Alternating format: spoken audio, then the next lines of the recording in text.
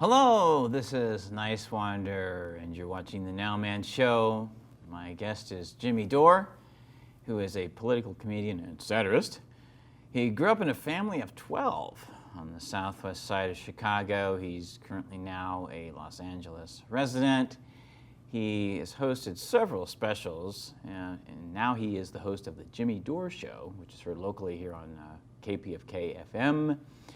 He also has performed in comedy festivals and even for the troops in Afghanistan.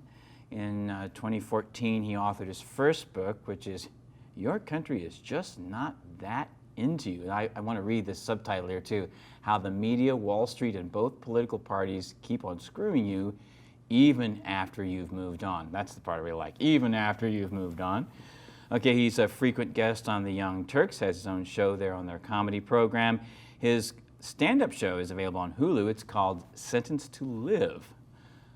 And he most recently appeared at the first annual unconventional political convention in Los Angeles called Politicon. Welcome to the Nowman Show, Hey, thanks Jimmy for having Dore. me. It's so great to see you. Thanks for having me. It's a blast. Oh, it's great. We're going to have a lot of fun here, okay? So, first of all, I'm a preacher's son, okay? So I have to, oh yeah, you get it.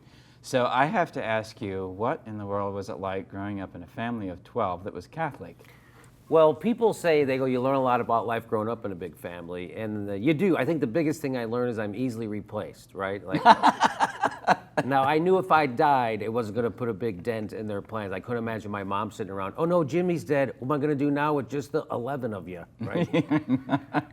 And so it was like that. You know, that's why I started doing comedy. Of course, I was the youngest, so I had to get attention, so I did that. And we grew up Catholic. And my parents were really Catholic, like they almost molested somebody. And oh, wow. Yeah, they're serious, they're hardcore. I go to church, I don't molest, I'm a lazy Catholic.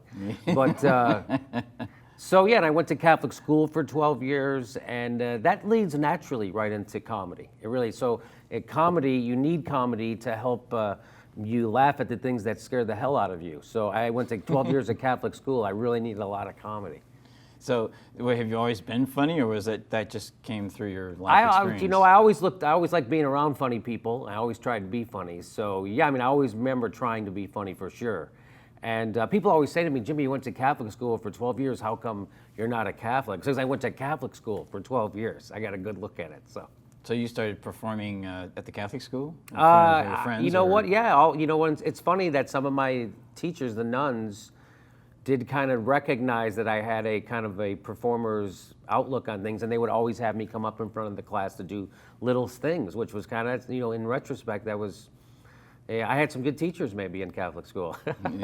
Apparently you did. They recognized talent, so that's a good sign, right? Yes, that's good for them. The only thing more rare than talent is the ability to recognize talent. Recognize talent. Mm-hmm. So you started going on the road around the country then? Oh yeah, so I started doing comedy in Chicago in the early 90s. And I moved out to LA in 95 to get on TV, and I started doing stuff on Comedy Central and NBC right away, so it worked out.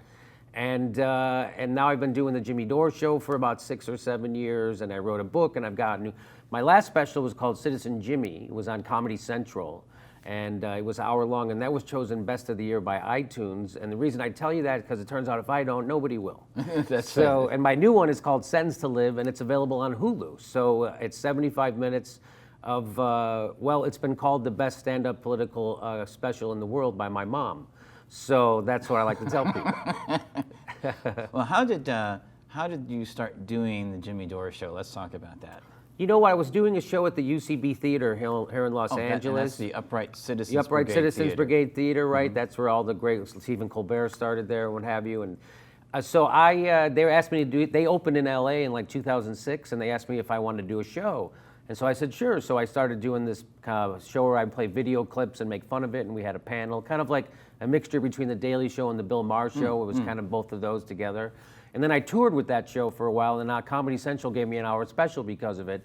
And so that's how it all started. It started over at the UCB Theater, and then I was going in one day on KPFK because one of the producers had seen my show, and they invited me in to come talk about it. And when I got done with my interview, the program director offered me a show. He said, would you like to do a show here? And I said, sure. I had never done a radio show before.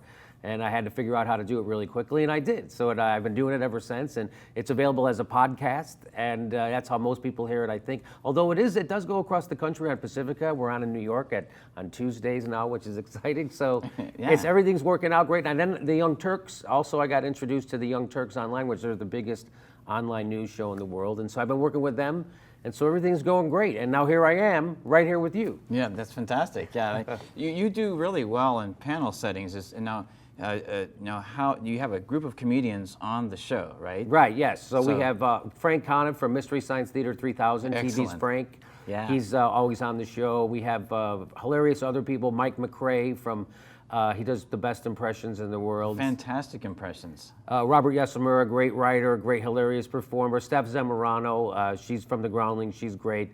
So yeah, we always have a bunch of great, Michael Scherzer is also a part of the show now, young comic.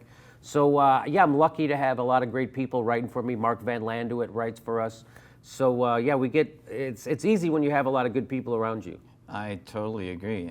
And so when did you get into the Young Turks? So 2011, Cenk Uygur, he was given the 6 o'clock time slot on MSNBC, and they were asking people to come in and guest host. And so I guest hosted for him in 2011, and then they gave him a show. So that's kind of you have a panel discussion also, and then you have a comedy slot too as well? No. I mean, we just we do sketches and stuff in between. So that's fantastic. Yeah. So now, do you consider yourself a political satirist rather than a stand-up comic? Or? No, I consider myself just a comedian, a stand-up comedian, and I make jokes about more like George Carlin in a sense, you know. So just right now, people seem to have a palate because our political system, I don't know if you've noticed, it's way more screwed up than it used to be. Right.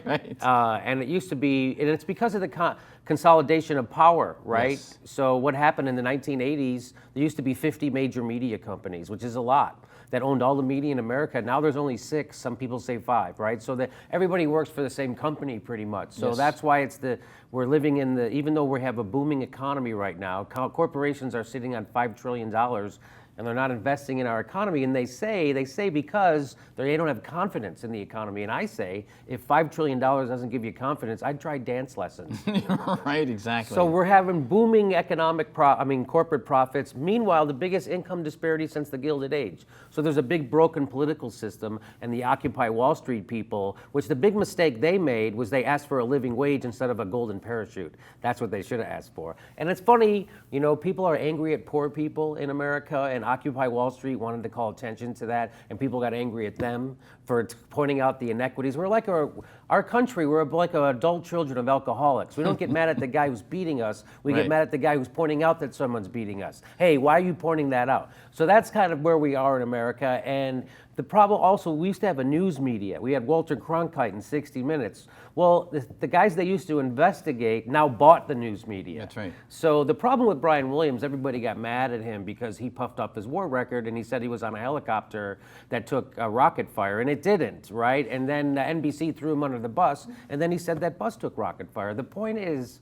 with Brian Williams, the problem with him isn't him puffing up his resume. The problem with Brian Williams was that all through the Iraq War, he worked for General Electric, which was a huge defense contractor. And my question to Brian Williams is, how many checks do you take from a defense contractor in the middle of an illegal war before you stop calling yourself a news journalist? The answer turned out to be endless, right? So that's the problem with, and so the news media, if you've noticed, they've replaced objectivity with neutrality, because you can be objective and say that guy's a liar. You can be objective and say that's false. You can be objective and say science is a real thing. But if you replace it with neutrality, which is what they've done, now nobody's wrong and everybody's opinion is equal, especially the guy who's from the corporation who's wrong about everything, which is why half the country still thinks climate change isn't real, because they present it as a debate on the news. I was watching Brian Williams' news. He brought on a senator from Tennessee who said climate change isn't happening, and he brought on Bill Nye the Science Guy. He's got science right in his name. Right. She says it's Right. climate change isn't happening. He says it is. Brian Williams says thanks for the debate.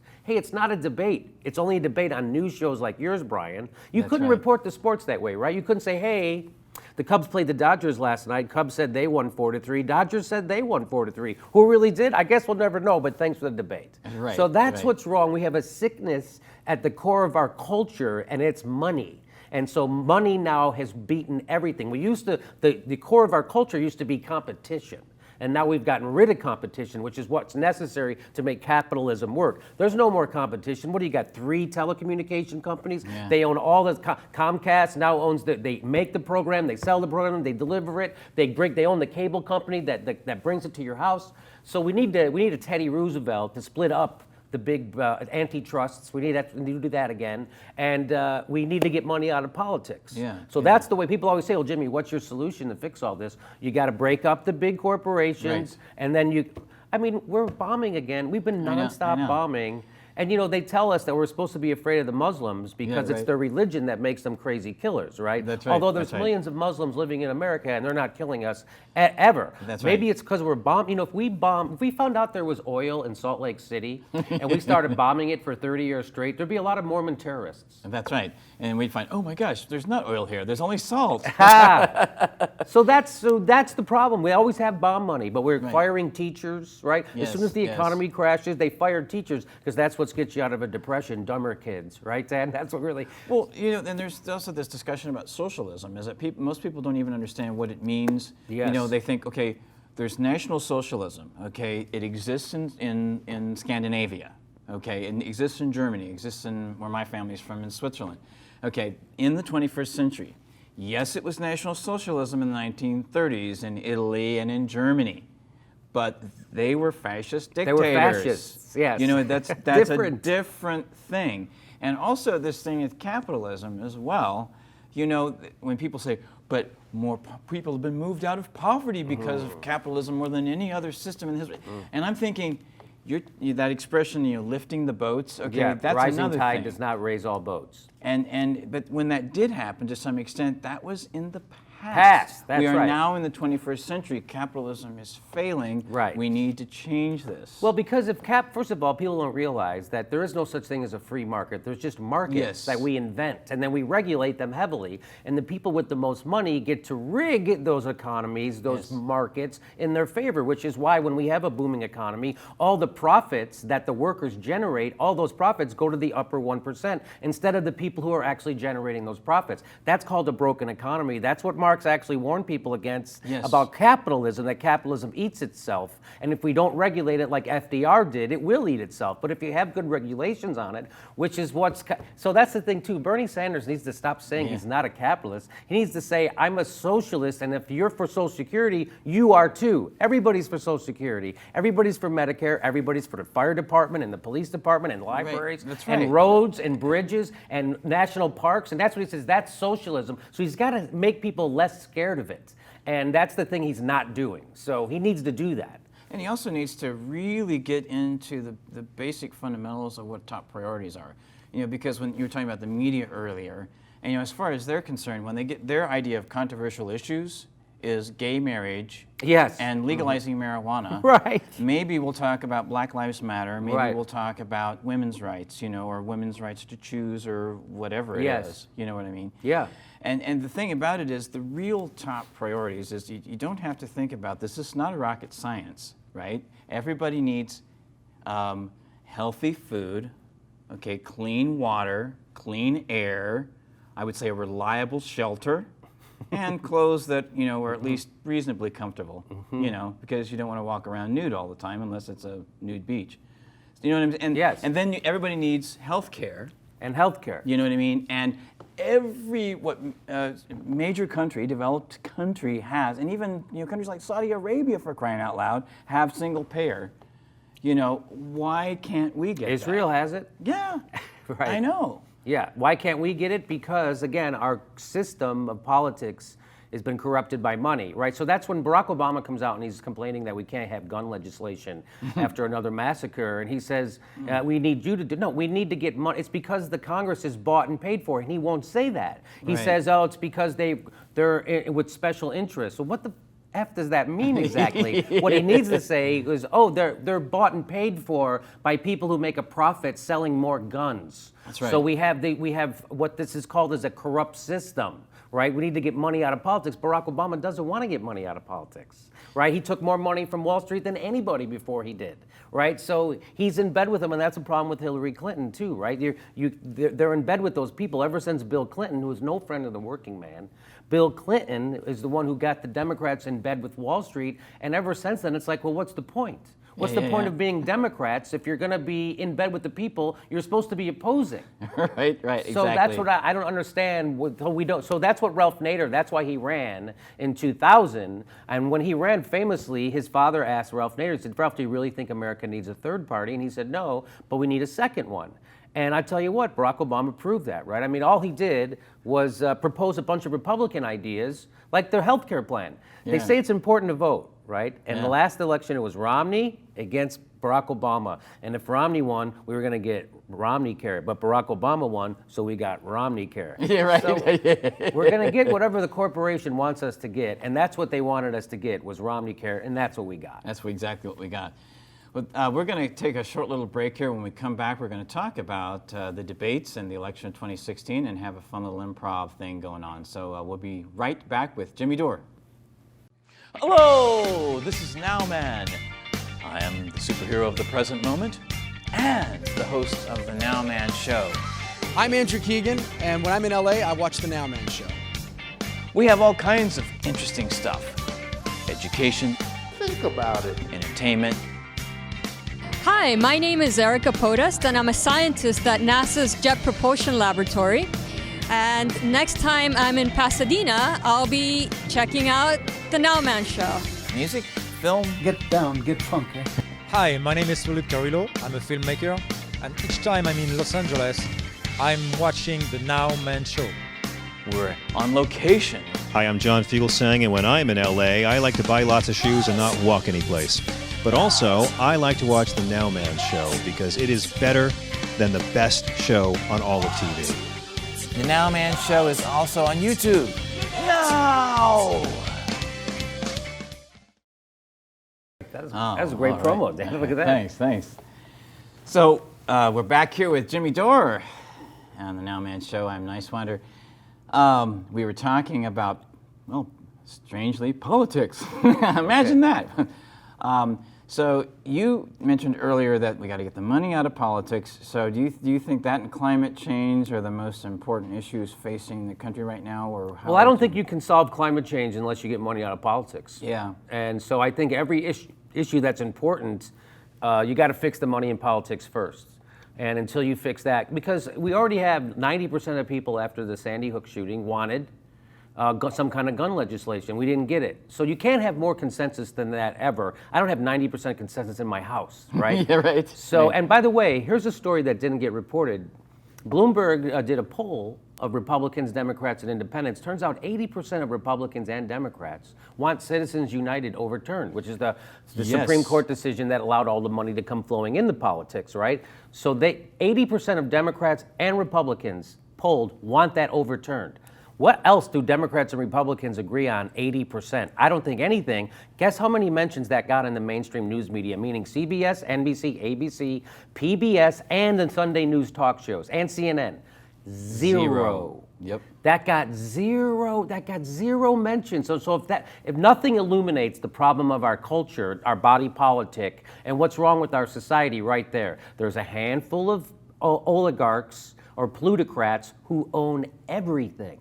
And they don't want it. They don't even want us to get the information that we're in agreement. You know, Chomsky talked about that in Manufacturing Consent. That's really one of the big roles of the media, not only to be the mouthpiece of the corporations, right, and the status quo, but also to make you, with your ideas, feel, if your ideas are against the mainstream or what the corporation wants you to think, it makes you feel like you're the only one having those thoughts. That you're the only one, you're isolated. Exactly. You don't get reinforcement of your ideas in the media. Right. And so that's what people don't realize. And so when a poll is done by Bloomberg that says 80% of Democrats and Republicans wants to turn the electoral process upside down and get the power away from the wealthy and put it back into the hands of the people, they just push that report underground and we never hear about it, right? So here we are talking about it here. So that's really the problem. You got to get money out of politics. Well, how do you do it?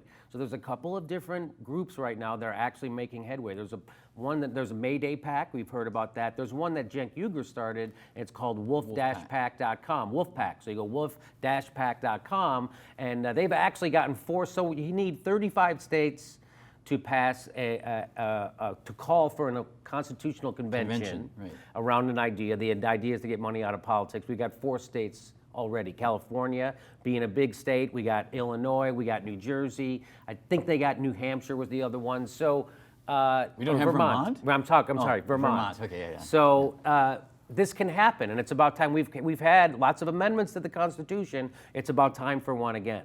And what's your take on the debates so far, Republican and Democrat? Well, first of all, I love to listen to Donald Trump talk because every once in a while I'm in the mood to watch a Hitler documentary, and I want to hear it narrated by Gary Busey. You know what I think?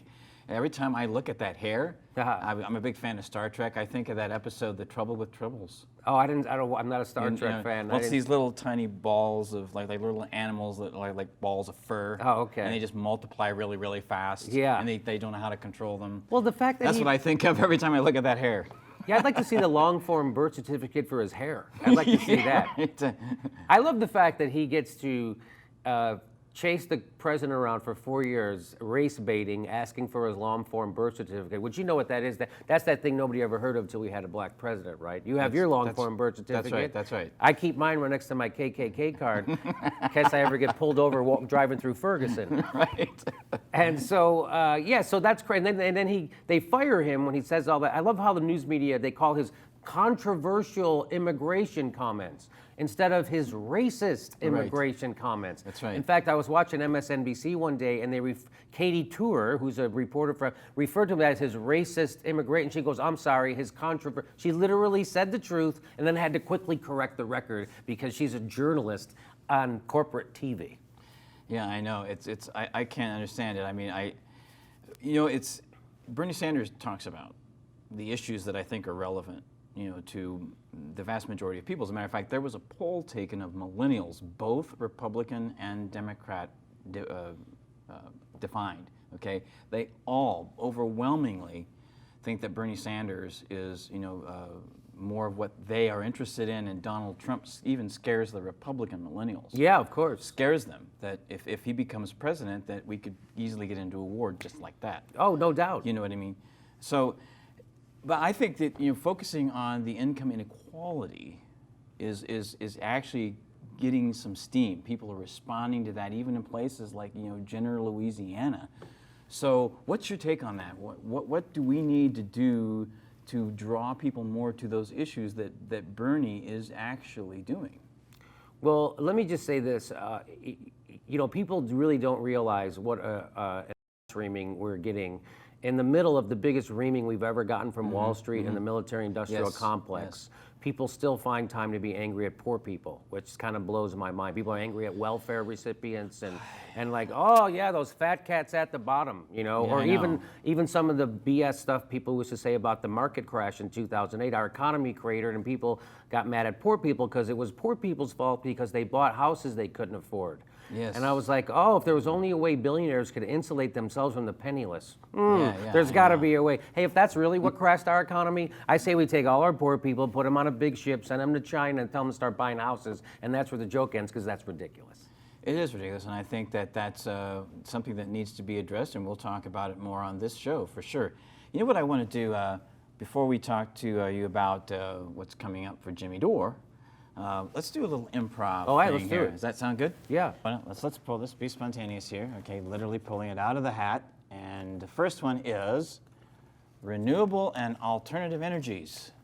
And what is just my first impression? yeah. Renewable. I think yes, definitely. We need more oil. Yeah, we need more oil. We live in sunny Southern California, so it's a good thing nobody really uses solar power. I drive to Las Vegas. I mean, why isn't there solar power on the top of everybody's houses? Because that would make sense. Right. Just why there isn't a trolley system anymore in Los Angeles. Yeah. Because the oil and tire companies didn't want them. They wanted Exactly. buses, right? And so that's why we have buses instead of a nice subway system and a nice trolley system. Again, it comes back to money. I hate to say it. Yeah. Let's see. Here we go. GMOs. GMO. I used to drive a Chevy GMO. Remember those? It has a 301 block right. engine. Yeah, with the Except posi somebody dropped traction. the O. Somebody did drop the O. Dropped the O. Okay. We already did. You know we what? already talked about that one. Speaking of GMO, like so I try to eat healthy. I treat it organic and whatever. Yeah. But like I said, I brought up Catholic, so I have a lot of guilt about everything. And the other day I was eating some chicken.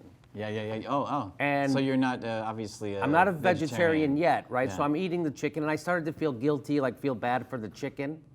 And then I thought to myself, well, maybe the chicken was sick, Yeah, right? yeah. Maybe the chicken was already going to die, and they just put it out of its misery, and that made me feel better, Oh, right? wow. And then I thought there must be a bunch of people just like me who would rather eat diseased chicken, right? Right. And then I thought I should open up a restaurant chain for people like me, and I'll call it El Pollo Loco. And that's a funny joke because nobody gets polio anymore. That's right. That's right. Thanks to Jonas Salk. Thank God. I know. Thank God there wasn't a hedge fund manager around when he invented the vaccine for polio, right? Or else it would cost everybody $750 to get a polio shot. Yeah, exactly. Unconditional guaranteed income for everyone. Oh, not a bad idea, actually. I'm all for that. That's not. I've heard people talk about that, like the philosophers like Alan Watts. Yeah. He said something interesting. He said, you know, money isn't wealth; it just measures wealth. Right? So when the stock market crashes, we still have the same wealth in America. There's just an accounting problem. He said that's like showing, you know, if you show up at the bank and they go, we're out of money, we'll print more. He goes, it's just like showing up at a construction site and saying, hey, we were out of inches. What? What do you mean you're out of? They just measure what you're doing. Yeah, exactly. They're not what you're doing. Jimmy, thank you so much for being on the show. My pleasure. Thanks for having me. It's been a great time. Yeah, I had a great time. Got some laughs and got some information out there, I think, that people can start thinking about and digesting. All right. Well, if everybody could check out my special on Hulu, it's called Sentenced to Live. It just dropped a week ago, and it's available on iTunes and a lot of other places you can watch it, but Hulu is the main place. And I also have my show, the Jimmy Dore Show, which is available at jimmydoorecomedy.com, jimmydoorecomedy.com. And you're also on KPFK-FM. KPFK, 90.7 FM in Los Angeles every Friday at 3 p.m. and WBAI in New York every Tuesday at 6. And that's, of course, in WBAI in New York, that's going to be Eastern Time, and then here in LA, it's Pacific That's Time. correct. So thank you so much, Jimmy, for being on the Nowman Show. All right, my pleasure. This is Niswander. Let's see, let's do one more here. I ran all far away. Oh, it's always great how they find money to bomb. It's like, hey, do you have money for Social Security? No. Do you have any money for Medicare? No. How about bombs? Oh, we got bomb money. We keep it right next to our drinking money. Nobody ever touches that.